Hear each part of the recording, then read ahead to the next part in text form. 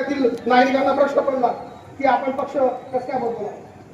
जवळजवळ 3 पिढ्यांचा पक्ष, 3 पिढ्या. भाऊसाहेब चौधरी देखील इथे उपस्थित आहेत. आम्ही 3 पिढ्यांपासून या पक्षामध्ये होतो. कैलासवासी तात्यासाहेब प्रल्हादराव पाटील ज्यांनी राष्ट्रीय स्वयंसेवक संघ आणि त्याच्यानंतर भारतीय जनता पार्टीची मुहूर्तमेढ या तालुक्यामध्ये रोवली. पूर्ण जिल्ह्यामध्ये पक्ष नेला आणि त्यांच्या जमिनी जवळजवळ 81 एकर जमिनी आम्ही त्यावेळेस तात्यासाहेबांनी नगरपालिकेला दिल्या, अनेक शाळांना दिल्या, गार्डन, उपजिल्हा रुग्णालय, मार्केट कमिटी यासाठी सर्व जमिनी आमच्या परिवाराला दिल्या. हे सांगण्याचं कारण एकच की आज जे काही विकास करतायत, आज जे काही विकासाचा गाजावाजा करतायत, त्यांना आमचा प्रश्न आहे की गेले 40 वर्ष आपल्याला एक आधी सत्ता दिलेली आणि ही 40 वर्षाची सत्ता असल्यानंतर तुमचं दायित्व आहे, तुमचं कर्तव्य आहे, तुम्हाला त्या गावाचा विकास करायचा. आम्हाला आता डॉक्टर साहेबांनी सांगितलं की 10 वर्ष आम्हाला सत्ता दिली असती तर आम्ही त्याच्या दुप्पटचा विकास केला असता. मी आवर्जून सांगू इच्छितो की आम्हाला या पक्षामध्ये प्रवेश करण्या अगोदर आम्हाला सांगितलं जायचं साहेब की तुम्हाला पक्ष प्रवेश मिळणार नाही, तुम्हाला युनिफॉर्म भेटणार नाही. जसं डॉक्टर ठाकरेंच्या बाबतीत घडलं तसं तुमच्यासोबत देखील घडेल. साहेब, हा पक्ष जेव्हा सोडण्याची वेळ आली, आम्ही आमची आई, आमची माता सोडतोय असा भाव आमच्या निर्माण झाला. आमच्या घरामध्ये जेव्हा आम्ही परिवारामध्ये बसलो की भारतीय जनता पार्टी सोडायची वेळ आलेली आहे, आत्मसन्मान, स्वाभिमान गहन ठेवावा लागतोय त्या बंगल्यावर, त्या नेत्यांवर. मी आदरणीय आमदार महोदयांना अनेक वेळा सांगितलं की तुमचे बंधू, लहान बंधू व इतर कार्यकर्ते कुरघोडीचं राजकारण करतात. तुमचे लोक आम्हाला प्रत्येक ठिकाणी डावलण्याचं काम करतात. आमचं स्वाभिमान आम्हाला शिल्लक ठेवायचं आहे. आदरणीय आमदार महोदयांनी त्याकडे लक्ष दिलं नाही, डावलला गेला आणि पुन्हा आमच्याकडे आम्ही 19 निवडणुकीमध्ये खूप मेहनत घेतली. शहराचा अध्यक्ष असताना तालुक्यात फिरलो, वणवण फिरलो.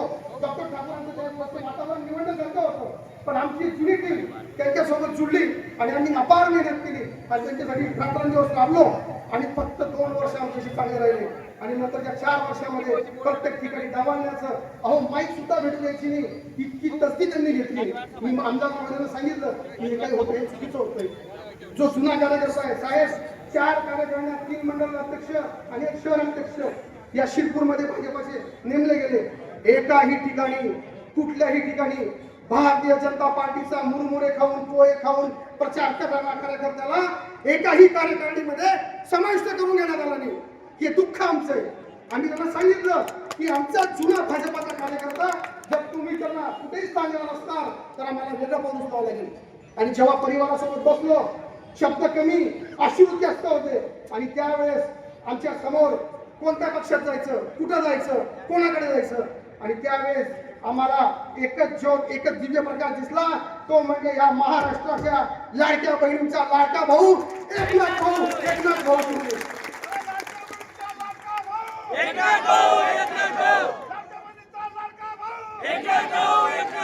माझ्या मातांनो, माझ्या भगिनींनो, या महाराष्ट्रामध्ये कार्यकर्त्याची चाहूल करणारा कधी कोणी असेल, कार्यकर्त्याच्या पाठीशी उभा राहणारा कोणी असेल तर एकमेव नाव जगात पुढे येतं, ते म्हणजे माननीय एकनाथजी शिंदे साहेब आणि माननीय श्रीकांत शिंदे साहेब. म्हणून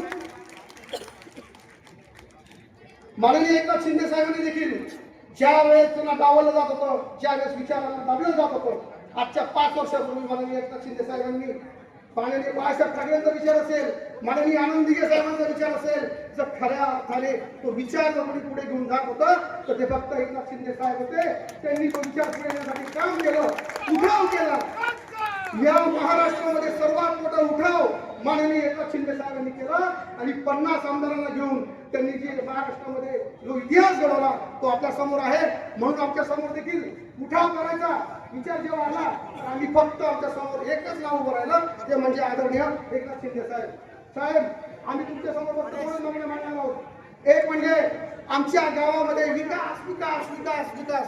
गेल्या 40 वर्षापासून हा नाव याचा गाजावाजा चालू आहे, पण याच्या नावाखाली, या विकासाच्या नावाखाली गेल्या 8 ते 9 वर्षापासून आमची पाणीपट्टी फक्त 1500 रुपये होती. आज ती पाणीपट्टी 5000 वर गेली का नाही? पाणीपट्टी कमी झाली का पाहिजे का नाही झाली पाहिजे? आमच्या माता भगिनी त्यांचं महिन्याचं बजेट, वर्षाचं बजेट कोण म्हणतं साहेब? त्या बिचाऱ्या माता भगिनी जी बाई 1500, जो परिवार 1500 पाणीपट्टी भरायचा तो परिवार आज 7 ते 8 हजार रुपये पाणीपट्टी एका वर्षाला भरतोय. तोच परिवार घरपट्टी जी आम्हाला नाममात्र 500 ते 1000 रुपये होती ती गेल्या 8 वर्षापासून एक छत्री आम्हाला असल्यामुळे त्यांच्या हातामध्ये एक हाती सत्ता असल्यामुळे हुकुमशाहीचा वापर करून आमच्या जुन्या सगळ्या घरधारकांना मालमत्ता धारकांना आणि व्यापारी बांधवांना खूपच जास्त अतिशय जास्त असेल धुळे महानगरपालिकेला नसेल एवढी घरपट्टी आपण भरतो का नाही भरतो? जोरात सांगा, साहेबांना कळलं पाहिजे. आमच्या धुळे महानगरपालिकेची देखील घरपट्टी नसेल पाणीपट्टी नसेल जितकी आम्हाला आवाजवी जिजिया कर जो लादला जातो तो जिजिया कराप्रमाणे आम्हाला ही घरपट्टी आणि पाणीपट्टी आम्हाला मोजावी लागते साहेब. पर्यायी विकासाच्या नावाखाली आमच्या गरीब जनतेच्या खिशाला कात्री लावली जाते. दिवसा डोळ्या त्यांच्या खिशातून पैसे काढले जातात तरी ही जनता चुप्प बिलकुल बसणार नाही. ही निवडणूक आली मित्रांनो. जर माननीय एकनाथ शिंदे साहेबांनी आम्हाला जर सहकार्य केलं नसतं तर आज हे पॅनल उभं राहिलं नसतं. आज त्या माणसामुळे हे शिवसैनिक उभे आहेत. आमचे सर्व नगरसेवकाचे उमेदवार माझे सगळे वाघ आहेत आणि आमच्या वाघिणी या उभे राहतात. एक एक गरीबाचं पोरग सामान्यातला पोरग आहे. हे तुमच्या समोर तुमच्या दाराशी मत मागायला येतात.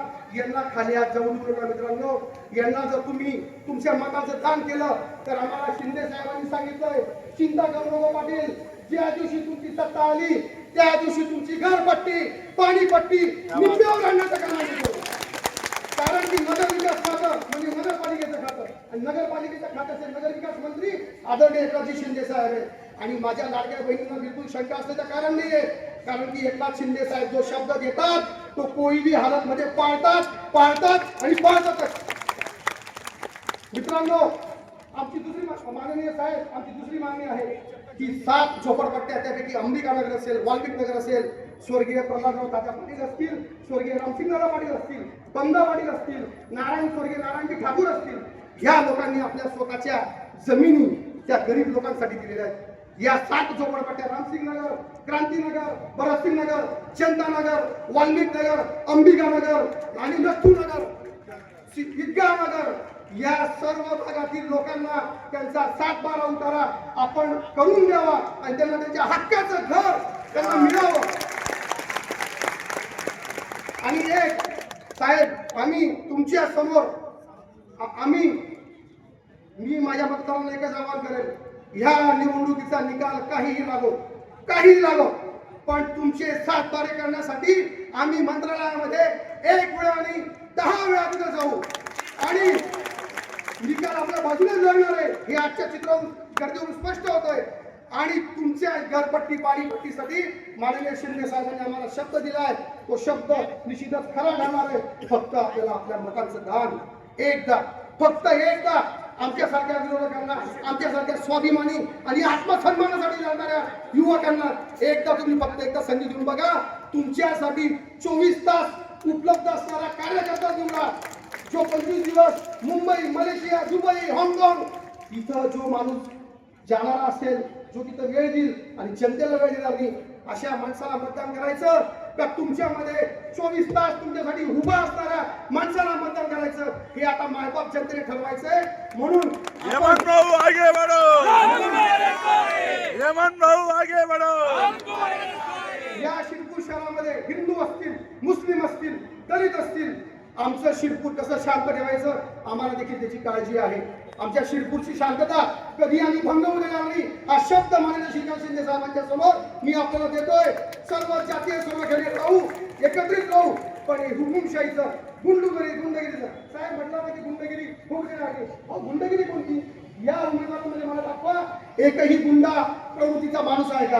आणि तुम्ही तिकडची यादी बघा तुम्हाला आपोआप लक्षात येईल कोण गुंड आणि कोण जास्त वेळ घेणार नाही. आपल्याला शिंदे साहेबांकडून खूप काही आश्वासनं घ्यायची आहेत महत्वाची. एवढंच बोलतो येणाऱ्या कॉर्नर सभांमध्ये आपल्या दाराशी येणार आहे कॉर्नर सभांमध्ये अजून सखोल चर्चा करणार आहे. पण पुन्हा एकदा मायबाप जनतेला हात जोडून विनंती करतो तुम्ही आम्हाला एकदा संधी द्या. तुमच्या संधीचं सोनं भोई गल्ली देखील तिचे 7 बारे बाकी आहेत आणि तिथे देखील आम्ही 7 बारे करू. आणि आदरणीय साहेब शिरपूर शेतकरी सहकारी साखर कारखाना असेल आमचा सगळ्यात शिवायचा प्रश्न आहे. आम्ही त्याबद्दल आंदोलन केलं तर त्यांचे काही अनुयायी आम्हाला फुटलेले दबडे म्हणतात. इतकी मजल ही शेतकऱ्यांना फुटलेले दबडे म्हणण्यापर्यंत यांची अनुयायांची मजल जाते. तोपर्यंत जर तालुक्यातला शेतकरी गप्प बसणार असेल तर येणारा काळ आपल्यासाठी निश्चितच चांगला राहणार नाही मित्रांनो. आम्हाला एकनाथ शिंदे साहेबांकडून अजून एक आश्वासन पाहिजे की शिरपूर शेतकरी सहकारी साखर करण्यासाठी आपण माननीय अमित शहा साहेबांकडे पाठपुरावा करावा आणि आमचा हा जिव्हाळ्याचा असलेला साखर कारखाना तो देखील सुरू करून द्यावा. एवढंच मी बोलतो, एवढंच आपल्याकडे मागतो. आणि या तालुक्याला सबका साथ म्हणणारे स्वतः समजे सबका साथ आणि खुद का विकास म्हणणाऱ्यांना बाजूला सारा आणि आम्हाला संधी द्या एवढी विनंती करतो. जय हिंद, जय महाराष्ट्र.